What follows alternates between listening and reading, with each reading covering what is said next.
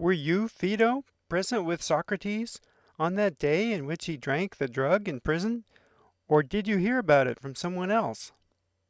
Myself, Socrates. So what did he say before his death, and how did he die? For I would like to hear. And none of the Philasian citizens visit Athens at all now, nor has any stranger come from there for a long time. Who could report anything definite to us about what occurred, except that drinking the drug he died, and nothing else has been told. Did you not even learn about the trial and the way it went? Yes, this someone reported to us, and we were surprised, because it occurring long before, it appeared he died much later. So why was that, Phaedo? It was by a coincidence, Socrates, for it chanced on the day before the trial the stern of the ship was crowned which the Athenians send to Delos. And what is this?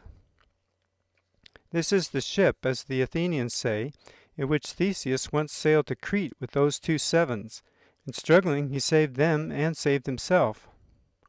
Thus they had vowed to Apollo, as it is said, at the time, if they were saved, each year to send a mission to Delos. So always, even now, out of that vow to the god, they still send it annually. Thus when the mission begins, it is a law for them during this time to purify the state, and no one may be publicly executed, until the ship has gone to Delos and come back. And sometimes it takes a long time, when winds happen to delay them. The beginning of the mission is when the priest of Apollo crowns the stern of the ship. But this chanced, as I say, on the day before the trial, and because of this a long time passed with Socrates in prison between the trial and his death. What was his death like, Phaedo? What was said and done? And which of the man's companions were present? Or did the authorities not allow them to be present, and did he die without his friends? Not at all, but some were present, even many. I am eager for you to relate all these things to us as precisely as possible, if you don't happen to be busy. But I am at leisure, and will attempt to narrate for you, for truly to be reminded of Socrates, both speaking myself and hearing another, to me is always the greatest pleasure of all. But Phaedo, you also will have other such listeners, but try to recount everything as accurately as possible. I really felt strange being with him, for while being present at the death of my companion, I did not feel pity. For the man appeared happy to me, Socrates, both in manner and words, since he was dying fearlessly and nobly, so that it came over me that he was not going to Hades without there being divine providence, and that arriving there he would do well, if ever anyone would.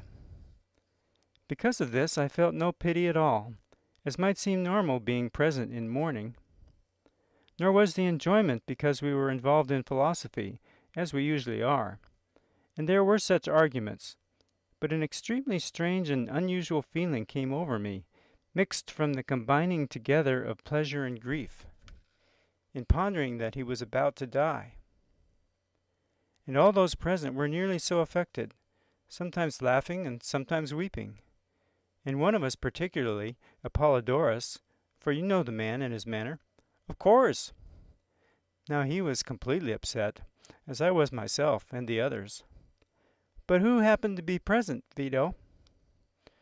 From the area was present this Apollodorus, and Critobulus, and his father, and Hermogenes, and Epigenes, and Aeschines, and Antisthenes. And there was also Ctesippus, the Paeanian, and Menexenus, and some others from the area. But Plato, I think, was ill. But were any foreigners present? Yes, Simmias the Theban, and Cebes, and Phidondes, and from Megara, Euclides and Terpsion. But what? Were Aristippus and Cleombrotus there? No, for they were said to be in Aegina. And was there anyone else? I think these were about all there were. So what now? What would you say were the arguments? I'll try to narrate everything to you from the beginning, for always on the previous days I and the others were quite accustomed to being with Socrates, meeting at dawn in the courtroom in which the trial also took place, for it was near the prison. So we waited around each time until the prison was opened, conversing with each other, for it was not opened early. And when it did open, we went in to Socrates and spent most of the day with him. And further, on that day we met together earlier. For the day before, when we went out of the prison in the evening, we learned that the ship from Delos had arrived. So we passed the word along to come as early as possible in the morning. And we came, and the jailer, who was accustomed to answering the door, coming out told us to wait around, and not go in until he ordered it. For the 11, he said, are releasing Socrates, and passing the word how he is to die today. And so after not much delay he came and ordered us to go in. Then coming in we found Socrates just released, and Xantippe, for you know her, holding her son and sitting alongside. Then as Xantippe saw us, she cried out and said such things which women usually do. "O Socrates, now is the last time your companions will speak to you, and you to them." And Socrates looked at Crito. "Crito," he said, "let someone take her home." And some of Crito's people took her away crying and mourning. But Socrates, sitting up on the bed, bent his leg, and rubbed it with his hand. And while rubbing, he said, "How odd, men, seems to me this thing which people call pleasure. How wonderfully is it related to what seems to be the opposite, pain, in that they will not come to a person at the same time. But if someone pursues the one and gets it, he usually is forced to get the other also, as though out of one head the two are joined. And it seems to me," he said, "if Aesop had thought of it, he would have composed a fable, how God, wishing to reconcile their warring, when he could not, fastened their heads together. And because of this, when the one comes, later the other follows also. Thus it seems just the same to me, since the pain was in my leg from the chain. Pleasure appears to have come following it." Then Thebes interrupted. "By Zeus, Socrates," he said, "it's good you reminded me, for concerning the poems which you composed, putting the words of Aesop into verse and the hymn to Apollo, and some others already asked me, also Evenness the day before yesterday, why ever did you think when you came here to make poems when you never had before? So if you care that I have an answer for Evenness when he asks me again, for I know well that he will ask, tell me what I should say." "Now tell him, Cebes," he said, "the truth, that I do not wish to compete with him, nor his poetry, in composing them, for I knew that would not be easy. But I was checking out what the meaning is of some dreams, and making sure lest their frequent commands were for me to make music. For they were something like this. Often the same dream came to me throughout my life, appearing in one form or another, but saying the same things. 'Socrates,' it said, 'make music and work at it.' And I, on previous occasions, interpreted it as urging and encouraging me with what I was doing, just as those cheering for runners. And so the dream was encouraging me with what I was doing, making music, since philosophy is the greatest of the muses, and I was practicing this. But now, since the trial occurred, and while the festival of the god delayed my execution, it seemed to warn, if often the dream commands me to make this popular music, then I should not disobey it, but do it. For it is safer not to depart before making sure I was composing poetry, obeying the dream. So first I composed to the god, whose festival was being celebrated. And after the god, I thought that a poet should, if he intends to be a poet, compose myths, but not arguments. And since I was not a storyteller, because of this I took stories which were handy, and knowing Aesop's, I composed them, which I chanced on first. So, Cebes, tell Evenness this, and to take care, and, if he is wise, to pursue me as quickly as possible. But I depart, as it seems, today, for the Athenians order it." And Simmias said, "What a thing to urge Evenness, Socrates, for I have met the man many times, so from what I have seen of him, he will not hardly at all be willing to obey you." "But why?" he said. "Is not Evenness a philosopher?" "He seems so to me," said Simmias. Then he will be willing, both Evenus and all who are worthy of having a part in this business. Yet perhaps he will not commit suicide, for they say it is not divine will. And as he was saying these things, he put his feet on the ground, and sat thus during the rest of the conversation. Then Cebes asked him, "Why do you say this, Socrates, that it is not divine will to commit suicide, but the philosopher is willing to follow the dying?" "But what, Cebes? Have you and Simmias not heard about this associating with Philolaus?" "Nothing distinctly, Socrates. But even I speak about this from hearsay, so what I happen to have heard, I have no objection to saying. And indeed, perhaps it is especially fitting, being about to depart to there, to examine and tell stories about the departure to there, and what kind of place we think it is. For what else could one do in the time until the setting of the sun?" "So why ever do they say it is not divine will to kill oneself, Socrates? For I already heard Philolaus also say what you now said, when he was staying with us, and also from some others, how one must not do this. But I have never heard anything definite about this. But you must be ready," said he, "for possibly you might also hear. Perhaps, however, it will appear strange to you, if this alone of all the others is absolute, and it never happens to mankind, as in other things, when it is better to die than to live, and to whom it is better to die.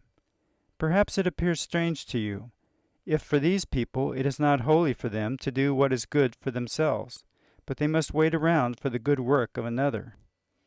And Cebes, smiling gently, said, "Zeus knows," talking in his own dialect. "And indeed it seems," said Socrates, "thus to be unreasonable. Nevertheless, perhaps it has some meaning. So what is said in secret about this matter, that as humans we are in a kind of prison, and should not release ourselves out of this nor run away, appears to me something great and not easy to understand. Nevertheless, it seems to me, Cebes, to be well argued. The gods are taking care of us, and we humans are possessions of the gods. Or does it not seem so to you?" "Yes, to me," said Cebes. Then said he, "And you, if one of your possessions should kill itself, your not having indicated that you wished it to die, would you be angry with it? And if you could have punished it, would you punish it?" "Certainly," said he. "Then perhaps this is not unreasonable, that one must not kill oneself, until the God sends upon one some necessity, just as even now it has come upon me." "But this," said Cebes, "appears probable. Yet what you just now said, that philosophers easily are willing to die, this seems, Socrates, absurd, if what you just now said is reasonable, that God is taking care of us, and we are its possessions. For the wisest, not to be troubled departing from this care, in which the gods, who are the best of the overseers, watch over them, is not reasonable. For this one does not think one will be better taken care of having become free. But an unaware person possibly might think this, that it is better to flee from the master, and one would not consider that it is not necessary to flee from the good, but rather to remain, because one would flee unreasonably. But the one with awareness would want always to be with one better than oneself. And yet, Socrates, this is probably contrary to what was just now said. For then it is fitting for the wise to be troubled by dying, and the unwise glad." So, having heard, Socrates seemed to me to be pleased at Cebes' efforts, and looking at us, he said, "Always Cebes is searching for some arguments, and he is not immediately willing to be persuaded by whatever anyone says." And Simmias said, "But Socrates, now it seems to me there is something in what Cebes is saying. For why should men wishing to be truly wise flee better masters and easily release themselves from them? And it seems to me Cebes is directing the argument at you, because you aren't so easily ready to leave both us and the gods, who are good rulers, as you yourself agree." "You have a right to say it," he said, "for I think you mean that I should defend this, as though in court." "Certainly," said Simmias. "Then," he said, "I shall try to defend myself more persuasively to you than I did to the judges. For if I, Simmias and Cebes, he said, did not think I will go first to other wise and good gods, and secondly to people who have died, better than those here, I should be wrong in not being troubled by death. But now know well that I hope to come to good men, and this I certainly would not insist upon. Yet the coming to the gods, who are certainly good masters, know well that more than any other of these things I would affirm this.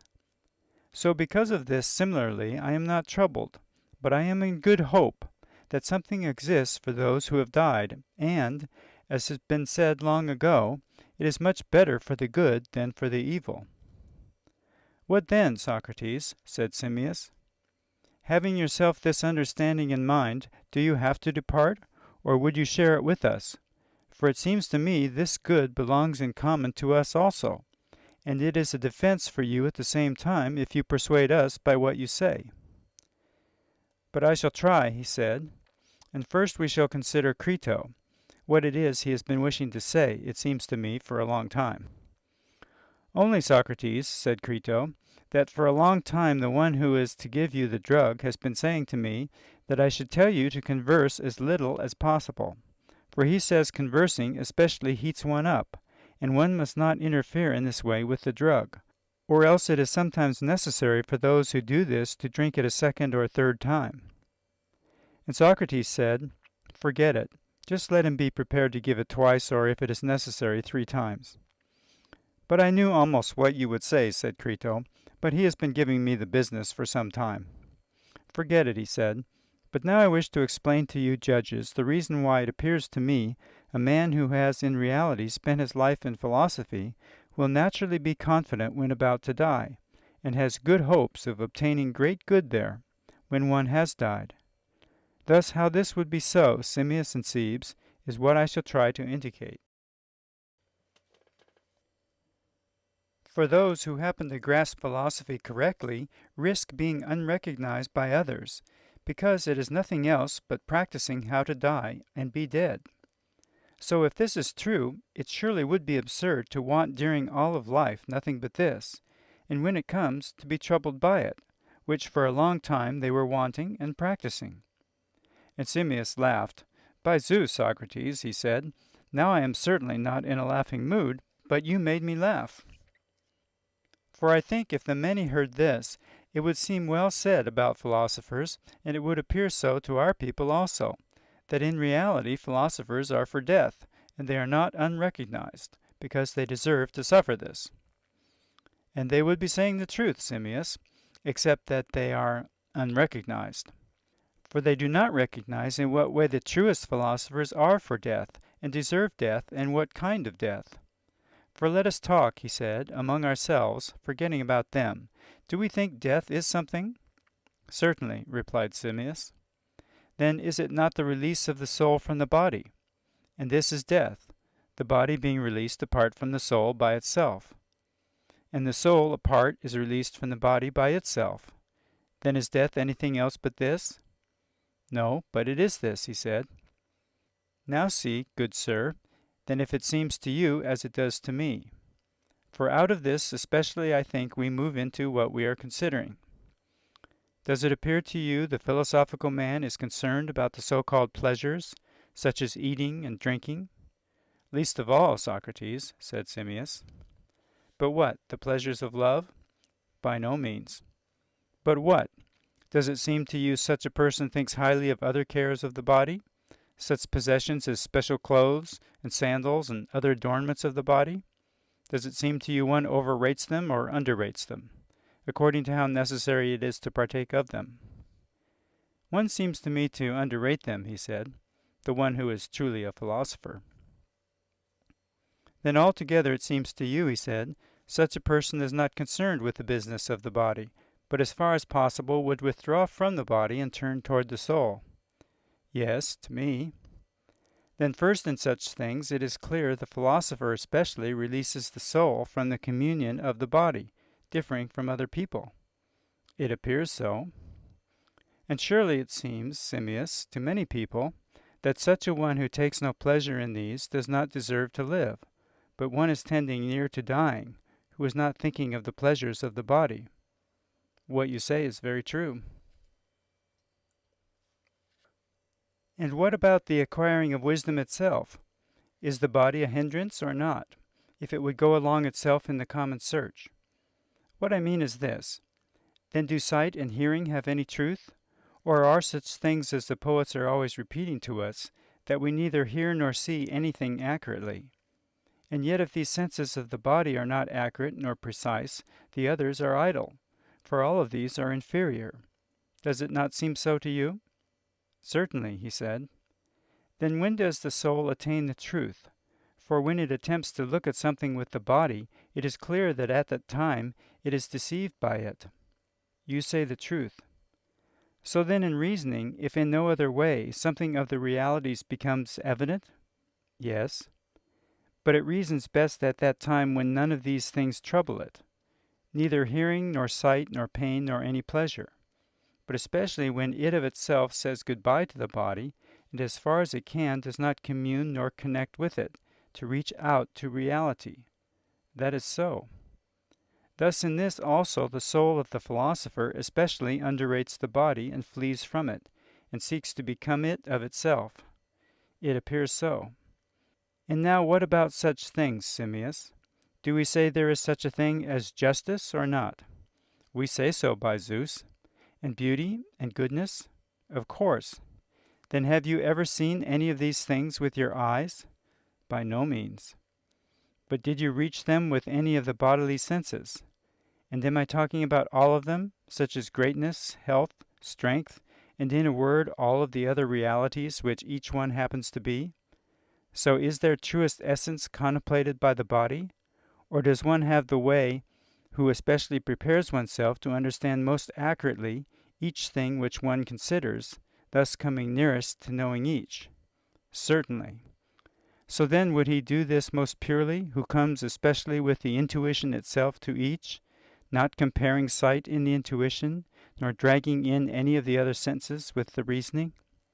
But it of itself, using unmixed the intuition, attempting to contemplate each unmixed it of itself of the realities, being removed especially from the eyes and ears, and so to speak all of the body, as confusing, and not allowing the soul to attain truth and wisdom when joined.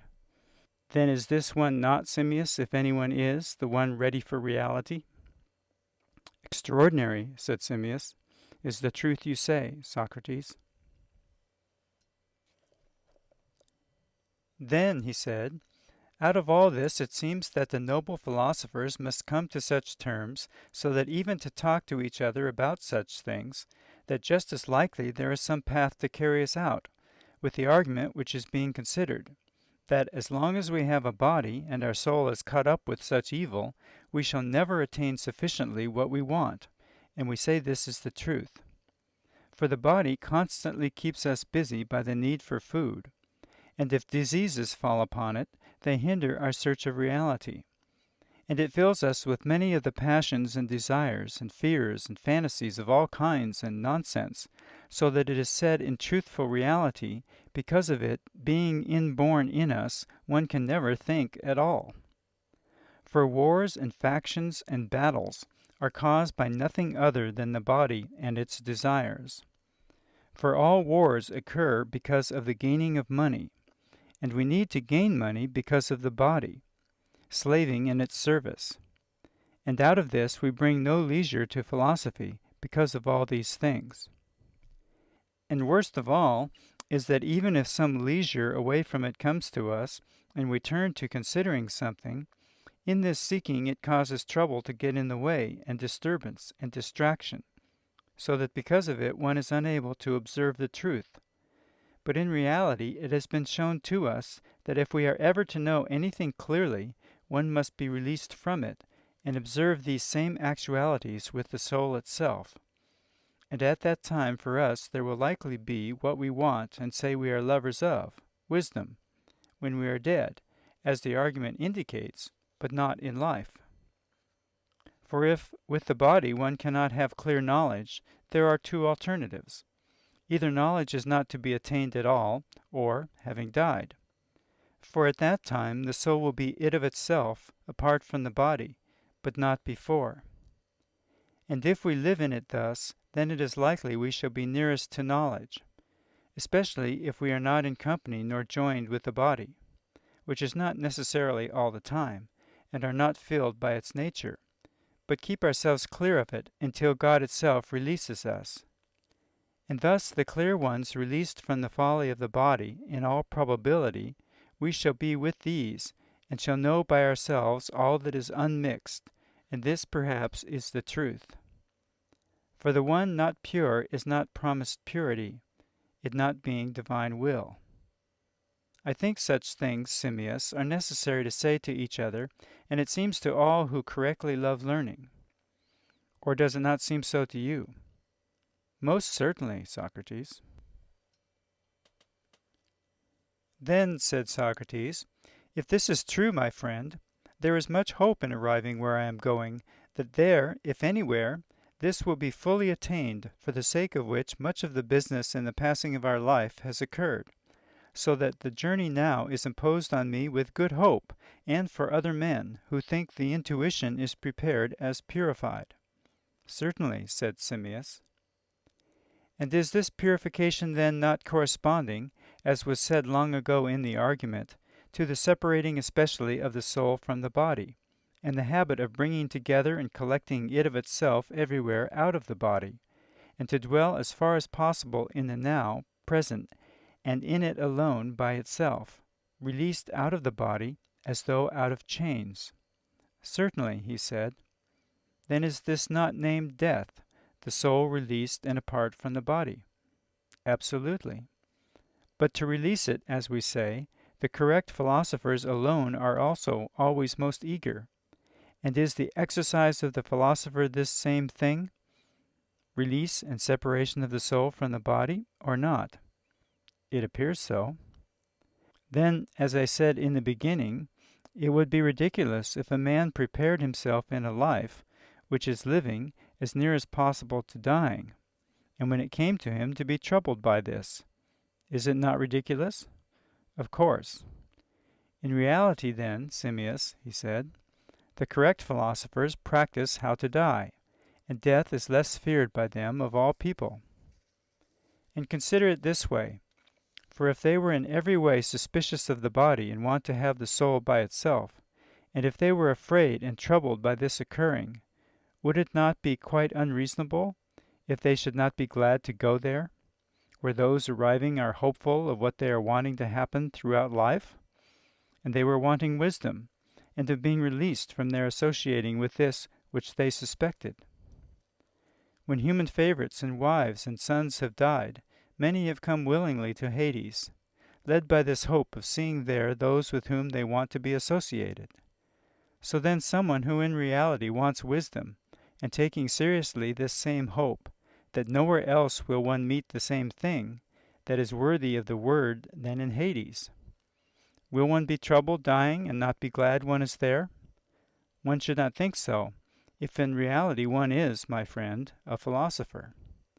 For this will seem serious to this one, that nowhere else will one meet pure wisdom than there. And if this is so, as I just said, would it not be quite unreasonable if such a one should fear death? Very much so, by Zeus. Then is this not a sufficient indication, he said, if you see a man who is troubled when about to die, that he was not a lover of wisdom, but a lover of the body? And the same thus is likely to be both a lover of money and a lover of honor, one or the other of these, or both. Certainly, he said, it is so, as you say. So then, Simmias, he said, is not what is named courage especially fitting to those so disposed? Certainly, he said. And then the prudent, which also many name prudence, concerned with not being excited by desires, but caring little and being orderly, then is it not for those alone especially fitting that they care little about the body and live in philosophy? Necessarily, he said. For if you intend to consider the courage and prudence of others, it will seem to you to be absurd. How come, Socrates? Do you know that all others think death is a great evil? Quite so, he said. Then do not the courageous face death in fear of greater evils when they do face it? This is so. Then by fearing and need are all courageous except the philosophers? Yet it is unreasonable for someone to be courageous through need and fear? Certainly. And what about the orderly ones? Do these not suffer the same thing? Are they not prudent by a kind of indulgence? Yet we say it is impossible. But similarly, their experience occurs like this simplistic prudence. For afraid of being deprived of other pleasures and wanting them, they abstain from some, being controlled by others. And yet they call indulgence being ruled by pleasures. But similarly, they control some pleasures while being controlled by other pleasures. And this is like what I just said. In this kind of way, they are prudent because of indulgence. So it seems. Blessed Simmias, for this would not be correct, to purchase virtue, exchanging pleasure for pleasure, and pain for pain, and fear for fear, and greater for less, as though by coinage. But that alone is the right coin, by which all those must be exchanged against, wisdom. And by it, and with it, all may be coined and bought in reality, and courage and prudence and justice, and in short true virtue with wisdom, both adding and taking away both pleasures and fears, and all other such things. But separating wisdom and exchanging against each other, such a virtue would be some kind of sketch, and in reality servile, and there is nothing healthy nor true in it. But truth in reality would be a purification of all such things, and prudence and justice and courage and wisdom itself are some kind of cleansing. And probably those who established the initiations for us were not trivial, but in reality long ago hinted that whoever arrives in Hades uninitiated and unaccomplished will lie in the mud, but the cleansed and perfected arriving there will dwell with the gods. For there are, as they say in the mysteries, many thyrsus bearers, but few mystics. And these are, according to my opinion, no other than those who have been correct philosophers. And as far as I could, I left nothing undone in my life. But in every way I sought to become one. And if I sought correctly and achieved something, going there I shall know clearly, if God wills it, a little later, as it seems to me. So this, Simmias and Cebes, he said, is my defense. How naturally I do not bear it hard, nor am I troubled, leaving you and the masters here, and believing that there, no less than here, I shall meet good masters and friends. So if I am more convincing to you in the defense than I was to the Athenian judges, it would be well.